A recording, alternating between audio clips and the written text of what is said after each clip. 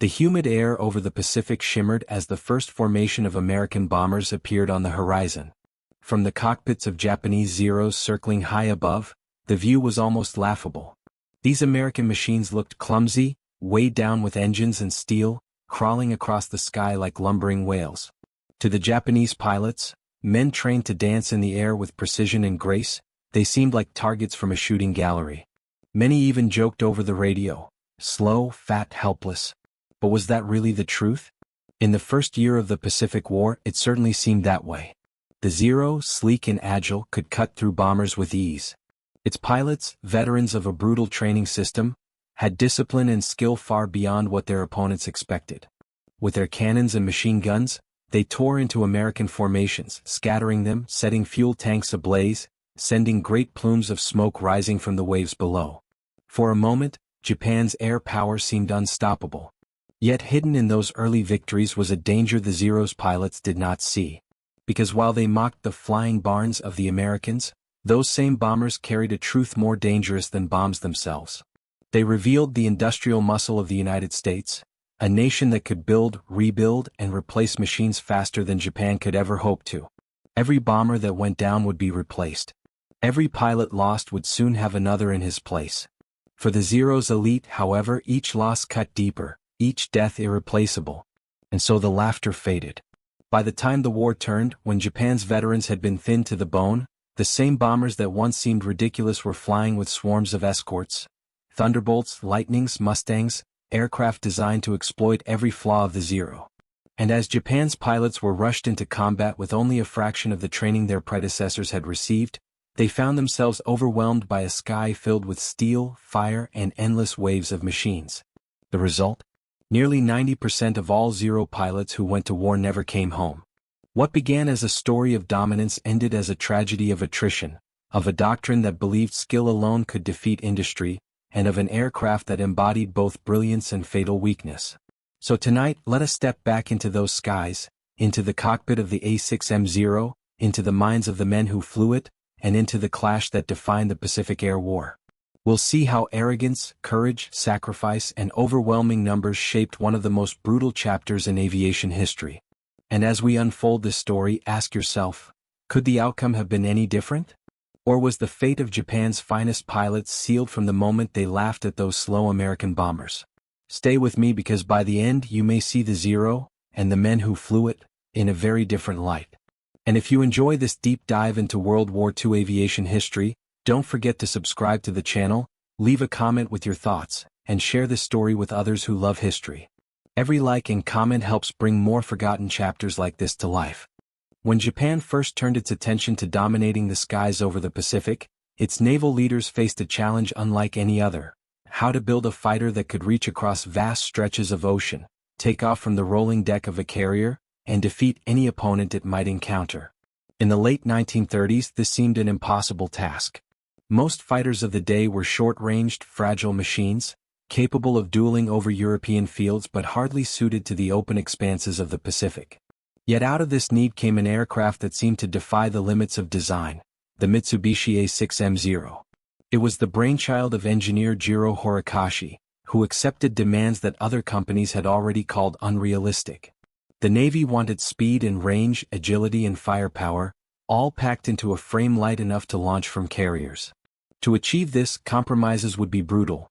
No heavy armor, no self-sealing tanks, skin so thin that even a misplaced step by the ground crew could leave a dent. The result was a fighter that weighed less than 2 tons, yet could fly nearly 2,000 miles without refueling, turn tighter than any Western machine of the time, and carry cannons that could shred both fighters and bombers alike. In 1940, when the Zero entered combat over China, it astonished the world. Reports filtered back of Chinese squadrons being cut to pieces, Soviet-built aircraft falling in droves, and Japanese kill ratios soaring. To many Allied observers, the story sounded like exaggeration. How could a navy that had lagged behind Europe's great powers suddenly produce a machine that outclassed the Spitfire and Messerschmitt? But the rumors were no fantasy. The Zero was real, and its arrival marked a turning point in Japanese military confidence. This confidence seeped down into the pilots themselves. They were not ordinary men, they were the product of one of the most grueling training systems in the world. The Imperial Japanese Navy believed in quality over quantity. Hundreds of young men applied, but only a few dozen made it through each year. Training demanded precision, stamina, and absolute obedience. By the time a pilot climbed into a Zero's cramped cockpit, he had endured years of discipline designed to strip away weakness. Many truly believed they were the best aviators alive, and in those early months of war they had reason to believe it. When the Pacific War erupted in December 1941, their moment came. As Japanese carriers launched their attack on Pearl Harbor, the Zero flew escort, cutting down American aircraft that scrambled into the air. Though only a handful of P-40s and older fighters managed to take off, they quickly discovered they were outmatched. The Zero could outclimb, outturn, and outlast them. For the Japanese, the raid was proof of superiority. For the Americans, it was a brutal awakening. But the laughter did not truly begin until Japanese pilots began to face American bombers. In the following months, as Japanese forces swept through the Philippines, the Dutch East Indies, and into Southeast Asia, they encountered heavy twin-engine bombers sent to stem the tide.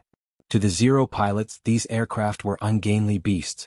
Compared to the sleek lines of their own fighters, the bombers looked slow, bloated, and fragile. Over and over, Zeros intercepted them, tore through their formations and sent burning wreckage into the sea. The imbalance seemed almost comical.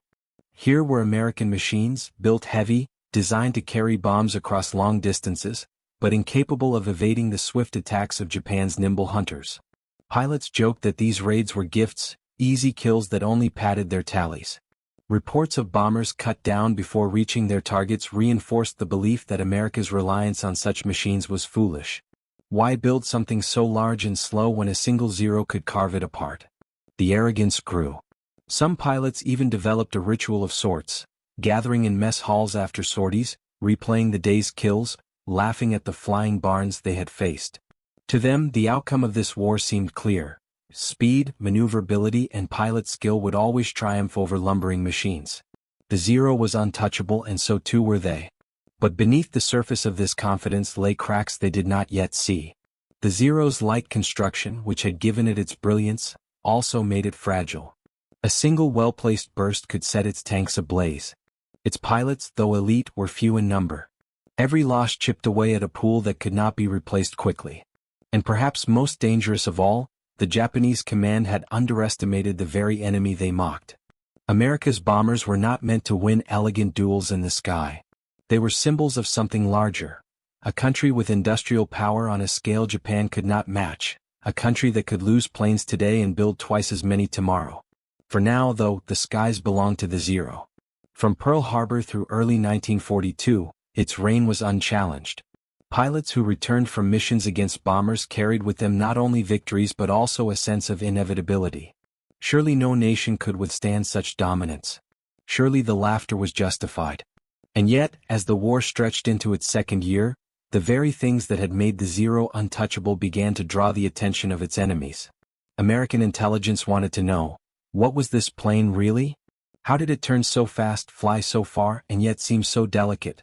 If it could shred bombers so easily, could there be a way to turn its own strengths into weaknesses? Those questions would soon set the stage for the unraveling of Japan's air supremacy. The laughter of the Zero pilots would echo into silence, drowned out by the roar of American engines and the steady, grinding advance of an enemy that refused to be defeated. In the first half of 1942, the A6M Zero seemed to rule the skies without challenge. Wherever it appeared, whether escorting bombers over the Philippines, sweeping across Malaya, or patrolling above the jungles of Burma, it carried with it an aura of invincibility. Allied pilots who had cut their teeth on the sturdy but outdated P-36 Hawk or the rugged P-40 Warhawk suddenly found themselves in combat against an opponent they could not seem to touch. The Zero could climb higher and faster. It could turn tighter, loop more gracefully, and slip out of reach with maneuvers that seemed impossible to Western-trained aviators. Time and again, Allied fighters tried to dogfight with it, only to find themselves trapped in its sights. For many, the first encounter with the Zero was also the last. Stories spread quickly through the ranks. Pilots spoke of duels in which the Japanese aircraft seemed to hang in the air, pivoting effortlessly, spraying cannon fire, and vanishing before a counterattack could land. Some even swore the Zero could defy gravity itself, standing on its tail or flipping end over end in ways that left American and British planes lumbering helplessly behind. In truth, the Zero's tricks were not magic. They were the result of a lightweight frame, oversized wings, and pilots trained to exploit every advantage. But in the chaos of battle, these technical facts mattered little. What mattered was the fear, real, immediate, and growing, that the Allies were facing something beyond their ability to defeat. The battles of early 1942 only deepened this perception. Over Singapore, Hurricanes struggled to hold their own. In the skies above Java, P-40s tried to defend retreating forces, only to be overwhelmed. And in the Coral Sea, where carrier warfare unfolded on a grand scale for the first time, Zero pilots cut down American aircraft in swarms, proving that Japan's naval aviation was not just formidable, it was dominant. Yet even in these triumphs, small cracks began to show. Though the Zero dazzled in low-speed maneuvers, some Allied pilots noticed that when pushed into steep dives, it behaved less gracefully. Its controls stiffened, its roll rate lagged, and its stability faltered. At first, these moments were rare, often overlooked in the chaos of larger defeats. But they planted a seed of doubt. Perhaps the Zero was not invincible after all. That doubt grew in June 1942 at the Battle of Midway. Here, the Zero's supremacy met its first true test. As Japanese carriers launched wave after wave of aircraft, American defenders scrambled in outdated Wildcats and dauntless dive bombers. The Zeros tore into them, racking up kills, but something unexpected happened. Despite their losses, the Americans pressed on, diving straight through the Zero screen to strike at the carriers themselves. For Japanese carriers went up in flames, their decks wrecked, their aircraft, including scores of Zeros, lost. The shock rippled through the Japanese Navy. For the first time, the laughter quieted. The Zeros had won tactical victories, but their carriers were gone, and with them many of their most experienced pilots. The machine itself was still formidable, but its strength depended on the men who flew it. And those men could not be replaced easily. Meanwhile, on the American side, lessons were being learned. Pilots began to whisper among themselves that the key to survival was not to fight the Zero on its own terms. Do not turn with it. Do not chase its loops or rolls. Instead, climb high, strike fast, and dive away before it can respond. This simple mantra, speed and altitude, never turning, began to spread, shaping new tactics that chipped away at the Zero's dominance. Still, throughout 1942 the losses were heavy. Allied bombers remained vulnerable, their formations slashed apart by experienced Japanese aces. The Zero's reputation as a bomber killer was secure. American crews knew the sound of its approach, the sudden chatter of its cannons, and the horror of fuel tanks erupting in flames. To many it seemed the Japanese pilots were right to laugh. The lumbering bombers did look foolish against such predators. But even as the kill counts rose, another truth lingered in the background. For every Zero that scored a victory, fuel and spare parts grew scarcer. For every elite pilot who returned, another did not. The Imperial Navy's training pipeline was unforgiving, producing only a trickle of replacements. Losses that might have seemed small in the moment would, over time, bleed the force dry. On the American side, the opposite was happening. Losses were painful, yes, but they were lessons as well. Factories back home were ramping up, producing new fighters and bombers in numbers Japan could scarcely imagine. New squadrons arrived each month, better trained, better equipped, and armed with tactics designed specifically to counter the Zero. By late 1942, in the long and brutal campaign for Guadalcanal, the balance began to shift. The island itself became a graveyard for aircraft, both Japanese and American. Here, Zero pilots found themselves locked in daily duels with F-4F Wildcats. On paper, the Wildcat was inferior, it was heavier, slower, and less agile. Yet with discipline, its pilots discovered they could hold their ground. They fought in pairs, covering each other, using the ocean below as a shield, and diving whenever a Zero tried to turn inside their arcs. It was at Guadalcanal that the myth of the Zero's invincibility first cracked. Pilots realized it could be beaten, not easily, not without losses, but beaten nonetheless. And once that belief took root, the laughter began to sound hollow. The Zero was still deadly, still feared, but it was no longer untouchable. The stage was set for a new phase of the air war. As 1943 dawned, American pilots carried with them the hard-earned knowledge of how to fight their enemy. The question now was simple: could Japan's pilots adapt as quickly as their foes? Or would their pride in the Zero blind them to the storm that was coming? In the summer of 1942, an event unfolded in one of the most unlikely places, a small, windswept island in the Aleutian chain, that would forever change the way the Allies fought the Zero. Until then, much of what American pilots knew about the aircraft came from terrifying first-hand encounters or second-hand reports from Chinese squadrons who had faced it earlier. Everyone knew the Zero was agile, long-ranged, and deadly, but its exact limits remained a mystery. That mystery ended with the story of one Japanese pilot, Tadayoshi Koga. Tasked with a raid on Dutch Harbor, his Zero was struck by ground fire that severed an oil line. With his engine failing, he attempted a crash landing on Akutan Island, which Japanese forces had designated as a pickup point for downed airmen. What Koga did not realize was that the island's surface was little more than a bog. When his landing gear struck the ground, the aircraft flipped violently, killing him instantly. But the Zero itself, remarkably, remained intact. For weeks, the wreck lay hidden, its pale fuselage blending into the lonely Alaskan tundra. Then, an American patrol spotted it.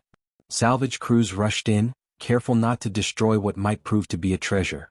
They recovered the aircraft, shipped it south, and soon the Zero stood in an American hangar, stripped, studied, and eventually restored to flying condition. When test pilots first climbed into the cockpit, they were stunned by what they found. The controls, so light and responsive at low speeds, became heavy and sluggish once the aircraft approached higher velocities. The roll rate, which gave the Zero its beautiful tight turns, nearly collapsed under the pressure of a steep dive. Push the plane too fast and it began to tremble, its frame straining against the air.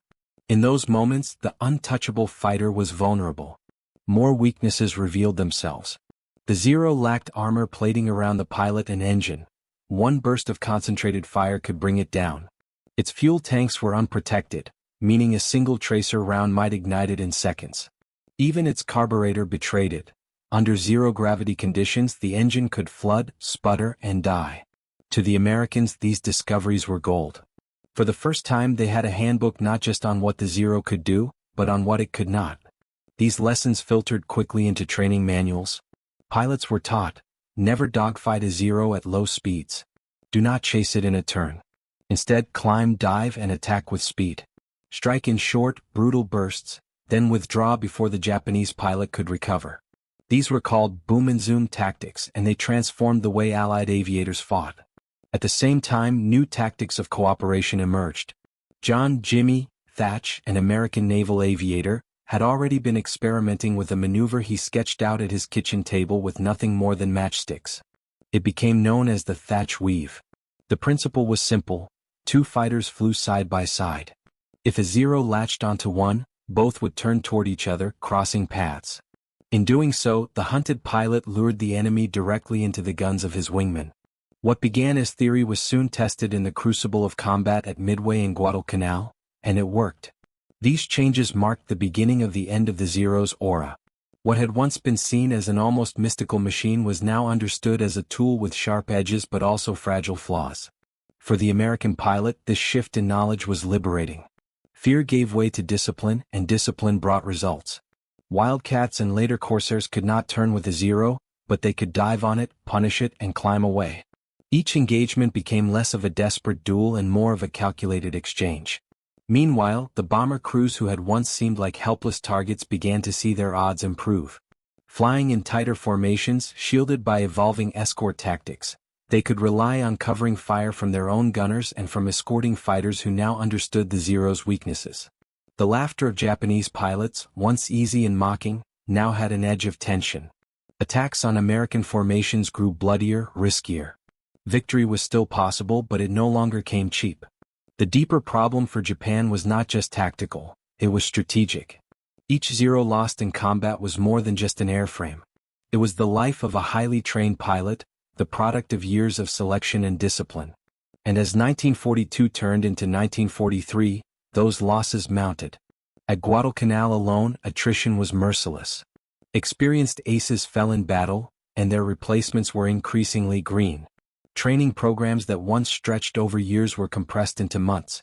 Soon, pilots were sent into combat with barely enough flight hours to master their aircraft, let alone face seasoned opponents who had learned, painfully, how to fight the Zero. The Americans, by contrast, were expanding. Factories churned out planes by the thousands, flight schools produced waves of new aviators, and combat experience was shared quickly and widely.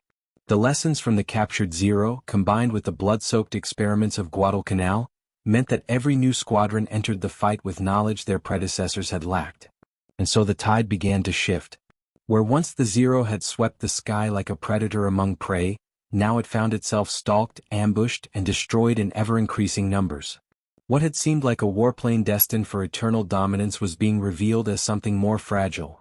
Brilliant in its conception, deadly in the hands of a master, but fatally unsuited to a long war of attrition. The Zero was still feared, still capable of claiming victories, but its reputation was crumbling. And with it, the spirit of the men who had once laughed so easily at American bombers began to waver. The next chapter would not be about agility or elegance in the skies. It would be about survival, attrition, and the relentless weight of an enemy that could not be outproduced. By 1943, the Pacific skies were no longer the same hunting ground the Zero had once dominated. The lessons learned from the Yucatan capture and from countless bloody duels at Guadalcanal were now etched into the minds of every American pilot. The aura of invincibility was gone. In its place, the Zero faced an enemy that was learning faster, producing more, and pressing forward with an unyielding will. And then came the new machines. First was the F-4U Corsair, the bent-wing bird that American and Marine pilots brought into the fray. At first, some struggled with its quirks, the long nose that obscured landings, the tricky handling near carriers. But in the air, the Corsair was a revelation. It was fast, rugged, and packed a punch. Against the Zero, it was like bringing a heavyweight boxer into a match with a fencer. If flown with discipline, the Corsair could outdive, outrun, and outgun its Japanese opponent. Then came the F-6F Hellcat, designed almost explicitly to counter the Zero. Built by Grumman, it shared the same tough philosophy as the earlier Wildcat but took everything a step further. It was larger, stronger, heavily armed, and equipped with an engine that gave it blistering speed and climb. When the Hellcat entered combat in late 1943, it immediately changed the balance.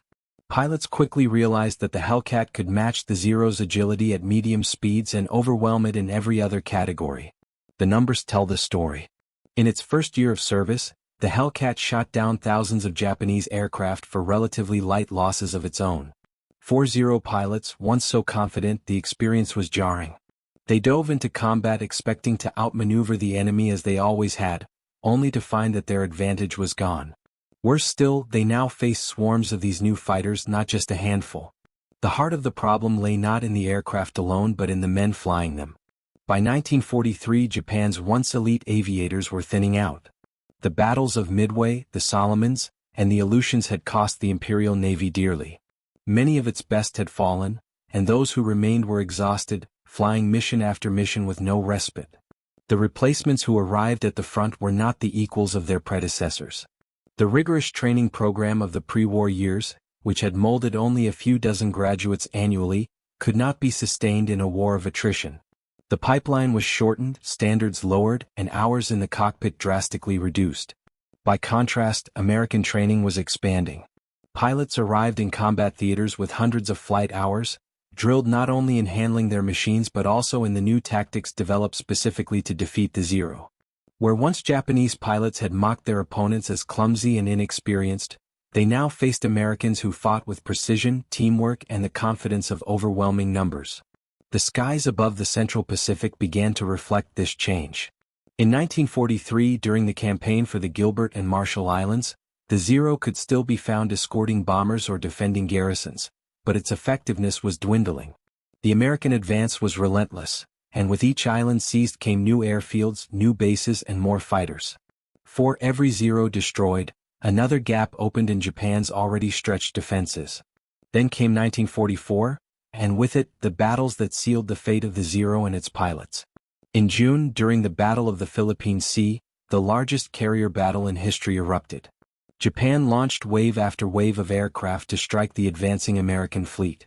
Among them were hundreds of Zeros, flown by both veterans and green recruits. On paper, the numbers looked formidable. In reality, the result was devastating.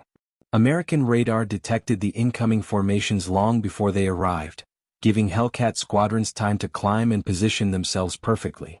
What followed was a slaughter so one-sided it would forever be remembered as the Great Marianas Turkey Shoot. Zeros fell in droves. Many were shot down before they even reached the American ships. Those that broke through were met with dense anti-aircraft fire. Pilots who had once mocked the flying barns of American bombers now found themselves helpless against not just the planes, but the sheer wall of steel and fire that protected them. By the end of the battle, Japan had lost the bulk of its remaining naval air power. More than 600 aircraft were destroyed along with hundreds of precious pilots. For the survivors, the laughter was gone. The war had changed. What had begun as a contest of agility and skill had become a test of endurance, and Japan was losing that test at every turn.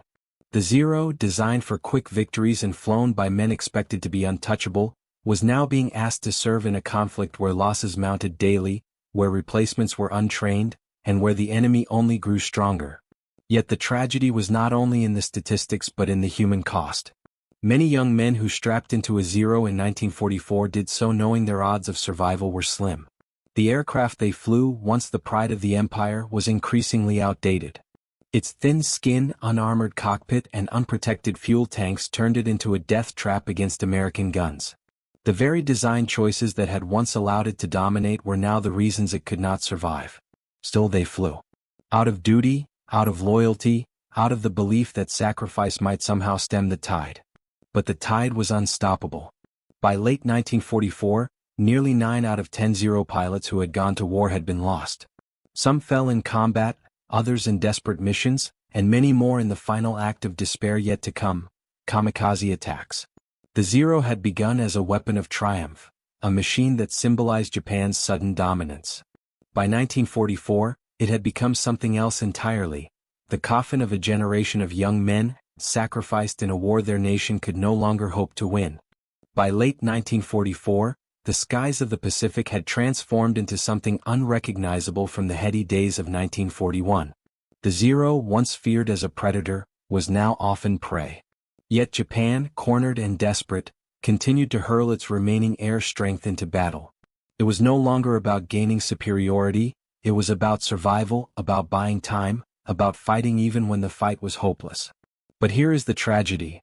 A weapon like the Zero could only ever be as strong as the men who flew it. And those men were running out. Before the war, Japan's naval aviators had been among the most skilled in the world. Training took years. Only a small fraction of candidates survived the process. Those who did emerged as consummate professionals, drilled not only in flying but in discipline and loyalty. The Zero, light and fragile, demanded nothing less than perfection from its pilot. In 1941, that perfection had been present in abundance. By 1944 it was gone. Losses had been catastrophic. From Pearl Harbor through Midway, the Solomons, and the Philippine Sea, thousands of Japan's best had perished. Each defeat stripped away more of that hard-earned experience, leaving holes in squadrons that could never be filled. Training schools tried to make up the difference, but resources were dwindling. Fuel was scarce, aircraft even scarcer, and instructors overburdened.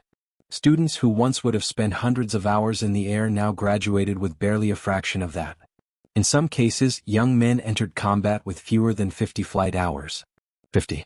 Compare that to the hundreds logged by their American counterparts, who trained in safe conditions with plentiful fuel, standardized procedures, and combat-tested instructors. The imbalance was staggering. And the Zero, for all its legendary agility, could not protect an inexperienced hand. Its thin skin and lack of armor had once been mitigated by the reflexes and cunning of veterans. But in the hands of raw recruits, those same design choices became fatal weaknesses. A green pilot who failed to evade at the first sign of danger rarely lived to learn from his mistake. The result was predictable. Casualty rates soared. A young aviator's chance of surviving his first few missions was vanishingly small. The once proud corps of naval flyers had become a meat grinder, chewing through its replacements faster than they could be trained. It was in this context that Japan turned to one of the most desperate measures in military history, the kamikaze. The very word has become synonymous with self-destruction. But in 1944 it was presented as something more, a form of ultimate sacrifice, a way to turn hopeless odds into meaningful blows. Pilots were told that by crashing their planes into enemy ships, They could achieve in death what they could no longer achieve in life: decisive impact. And what aircraft was most often chosen for these missions? The Zero. Its long range, good handling, and availability made it a natural fit. Stripped of unnecessary equipment, sometimes even landing gear, a kamikaze Zero could carry a bomb slung beneath its fuselage and aim itself at the steel wall of an American warship. The pilots who flew them were often young, some barely out of school, many with only a few hours of training. They were briefed, given a farewell ceremony, and launched into the sky with no expectation of return. At first, the tactic shocked the Americans. In late 1944, during the Battle of Leyte Gulf, waves of kamikazes descended on the U.S. fleet. Warships that had weathered torpedoes and shells now faced a new kind of threat: aircraft deliberately hurled into their decks and superstructures. The damage was real. Dozens of ships were hit, some sunk, many more scarred. But as with so many desperate gambits, the long-term result was hollow. For every ship damaged, dozens of young Japanese lives were extinguished. The Americans adapted quickly, tightening defensive formations, increasing anti-aircraft firepower, and using radar to detect incoming raids earlier. What had begun as a terrifying surprise soon became another obstacle to be endured and overcome. For the Zero, the kamikaze role was both fitting and tragic. This was a plane born of daring design, created to dance through the skies with grace and lethality. To see it reduced to a flying bomb, stripped of its elegance, hurled in desperation, was to witness the death of the dream its designers once cherished. The laughter of pilots who had once mocked their American foes had long since faded. Now, silence and grim determination replaced it. But perhaps most haunting of all was the loss of potential. Japan had built its early war success on the backs of highly trained, elite aviators. By the end, it was sending children into battle. The average survival rate of a kamikaze sortie was near zero. Entire generations were fed into the flames of a war already lost, their courage undeniable but their cause hopeless. And still the Americans pressed on. Their bombers, those same clumsy giants once ridiculed, now roamed the skies with near impunity. B-29 superfortresses, bristling with defensive guns and flying at altitudes unreachable for most Japanese interceptors, pounded the homeland with wave after wave of incendiary raids. When Zeros did rise to challenge them, they were often swatted aside or forced to suicidal ramming attacks. By mid-1945, the Zero was a relic. Its sleek frame that had once terrified the Pacific was outdated, outmatched, and outnumbered. Yet it lingered, not as a weapon of victory but as a symbol of sacrifice. And for the men who climbed into its cockpit during those final months, survival was no longer the goal. The mission itself was the end. The laughter of 1941 had become the dirge of 1945. By the beginning of 1945, Japan's air arm was a shadow of what it had once been. The war that had started with daring carrier raids and lightning-fast victories had ground down into a hopeless defense against an enemy that grew stronger with every passing month. The Zero, once the most advanced naval fighter in the world, now looked like a relic from an earlier age. Its fragile frame, its unarmored cockpit, its lack of protection, all of these were no longer quirks of design but fatal flaws exposed daily in combat. Above all, the enemy had changed. The American bomber fleets were now a constant presence in the skies.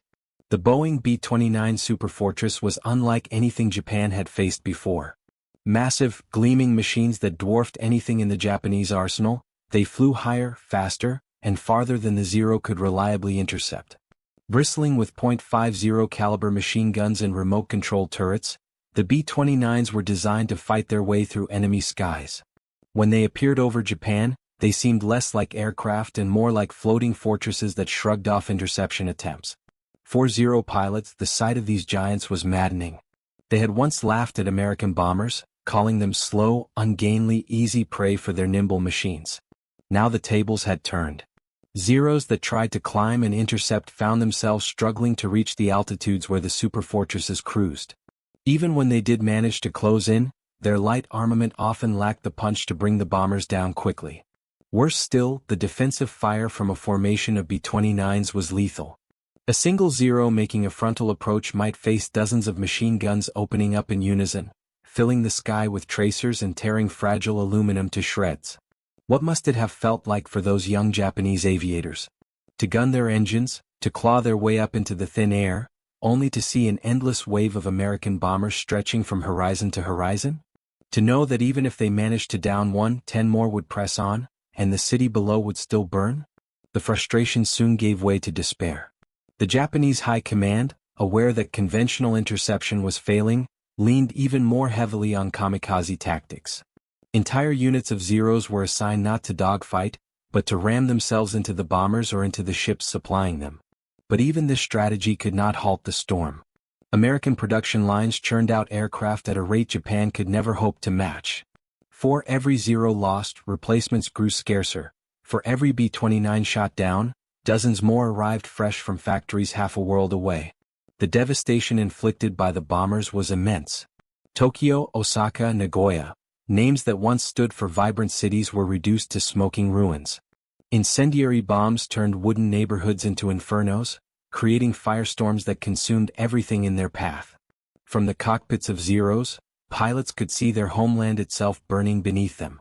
The war was no longer fought in distant waters or jungles.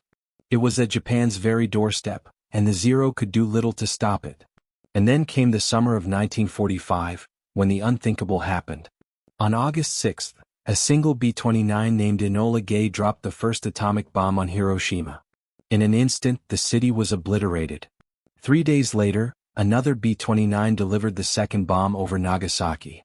In both missions, the bombers flew without escort. There was no need. Japan's air defenses were so shattered, its pilots so depleted, that the most advanced weapon in history could be delivered without opposition. Think about that. In 1941, Zeros had swarmed over Pearl Harbor, announcing Japan's power to the world. In 1945, the skies over Japan were empty when the final blows fell. Not a single Zero rose to challenge the bombers that ended the war. The arc from dominance to irrelevance was complete.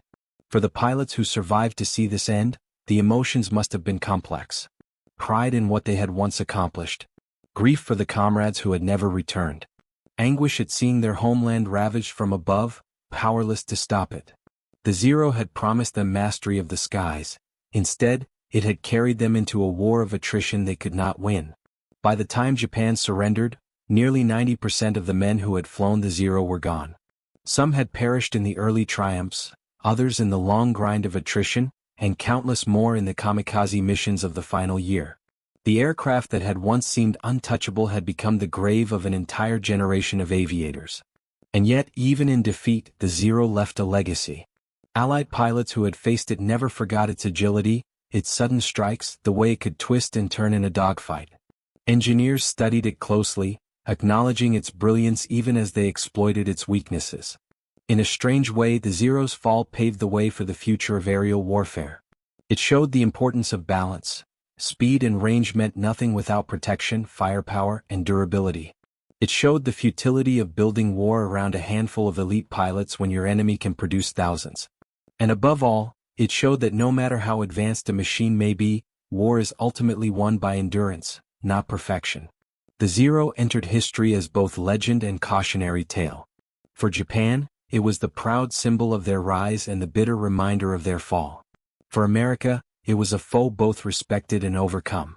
And for the men who flew it, it was everything: their weapon, their companion, their final resting place. The skies that once rang with their laughter ended in silence. The Zero story was over.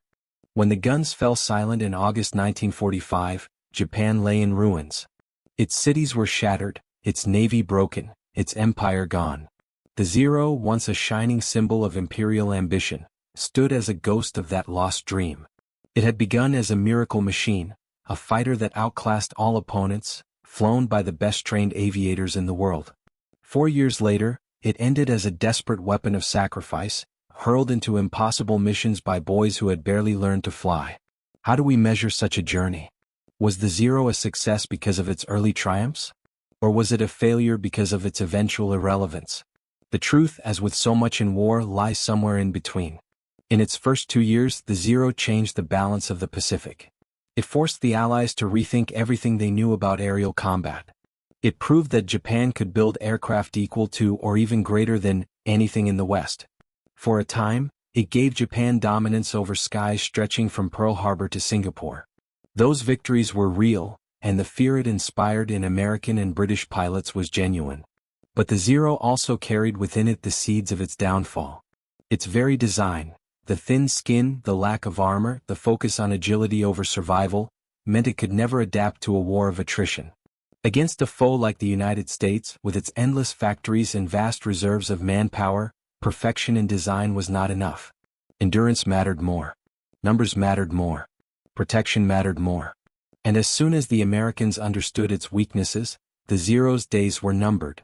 The human cost was staggering. Out of every 10 pilots who had strapped themselves into a Zero during the war, 9 never came back. 90%. Think about that. Behind each number was a young man with dreams, families, and futures that vanished in the smoke of battle.